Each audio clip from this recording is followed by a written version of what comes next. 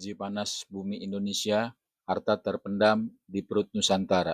Di bawah tanah Indonesia tersimpan kekuatan luar biasa yang jarang kita lihat, namun bisa menjadi kunci masa depan energi dunia. Kekuatan itu bukan minyak atau batu bara, melainkan energi panas bumi atau geothermal energy, sumber energi bersih yang dihasilkan dari panas alam bumi. Menariknya Indonesia bukan hanya punya sedikit, tapi justru memiliki cadangan panas bumi terbesar di dunia. Banyak orang menyebutnya harta karun energi yang belum tergali sepenuhnya. Dari perut bumi yang bergolak, mengapa Indonesia begitu kaya akan panas bumi? Jawabannya ada pada posisi geografis kita. Indonesia berada di atas cincin api Pasifik, Pacific Ring of Fire, kawasan yang dikelilingi ratusan gunung berapi aktif dan aktivitas tektonik tinggi.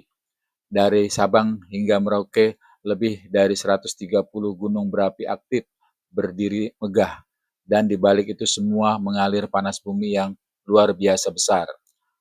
Air tanah yang meresap ke celah bebatuan di sekitar magma akan dipanaskan hingga ratusan derajat. Ketika tekanan meningkat, panas itu bisa dimanfaatkan untuk menggerakkan turbin dan menghasilkan listrik. Sebuah energi yang tak hanya bersih, tapi juga stabil dan berkelanjutan. Kekuatan besar yang baru tersentuh sedikit.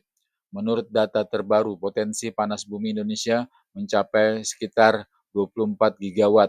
Angka ini setara dengan 40% dari total cadangan panas bumi dunia.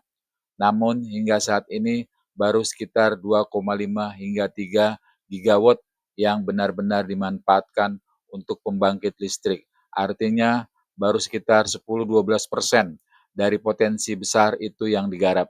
Meski begitu, capaian ini tetap menempatkan Indonesia sebagai produsen panas bumi terbesar kedua di dunia, hanya kalah dari Amerika Serikat. Peta panas bumi Nusantara.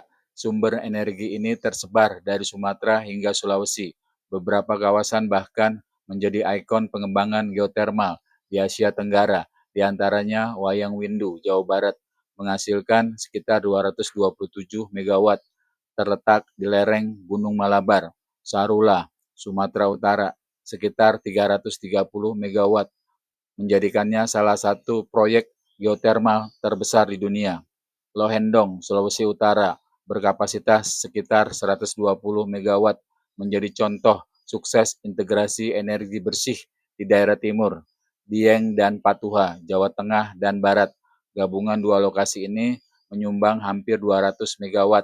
Jika seluruh potensi ini dioptimalkan, Indonesia bisa menyalakan jutaan rumah tangga tanpa harus membakar 1 gram pun batu bara. Keuntungan energi panas bumi. Energi panas bumi memiliki banyak keunggulan dibanding sumber energi fosil. 1. Bersih dan ramah lingkungan. Tak menghasilkan asap, tak meninggalkan limbah beracun. Emisi gas rumah kaca dari geotermal hampir nol. Stabil dan terjamin. Berbeda dengan tenaga surya atau angin, energi panas bumi tidak tergantung cuaca. Ia bisa menyala siang dan malam 24 jam non-stop. 3. Mendukung kemandirian energi. Indonesia bisa mengurangi impor bahan bakar fosil dan menghemat miliaran dolar tiap tahun. Membuka lapangan kerja dari eksplorasi, pembangunan, hingga pengoperasian. Sektor ini menciptakan ribuan pekerjaan baru, terutama di daerah pegunungan dan pedalaman.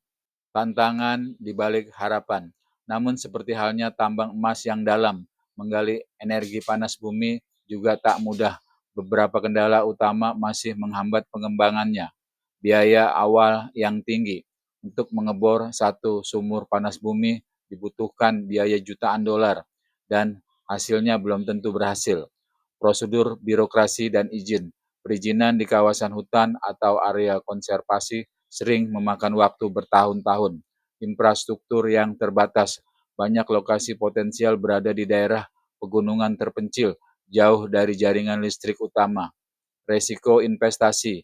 Investor kerap ragu karena ketidakpastian hukum dan jangka waktu pengembalian modal yang panjang. Langkah pemerintah dan masa depan geotermal. Pemerintah Indonesia tidak tinggal diam. Target besar sudah ditetapkan. 6 gigawatt kapasitas panas bumi pada tahun 2030. Untuk mencapai itu, pemerintah meluncurkan sejumlah kebijakan pendukung, skema bagi rasio eksplorasi antara pemerintah dan swasta, feed-in tarif, harga jual listrik yang menarik bagi investor, insentif fiskal dan pendanaan hijau dari lembaga internasional seperti Bank Dunia dan JICA. Bahkan beberapa proyek baru kini tengah digarap di kawasan Flores, Sumatera Barat, dan Sulawesi Tengah, tanda bahwa kebangkitan panas bumi Nusantara mulai terasa. Langkah menuju masa depan bersih.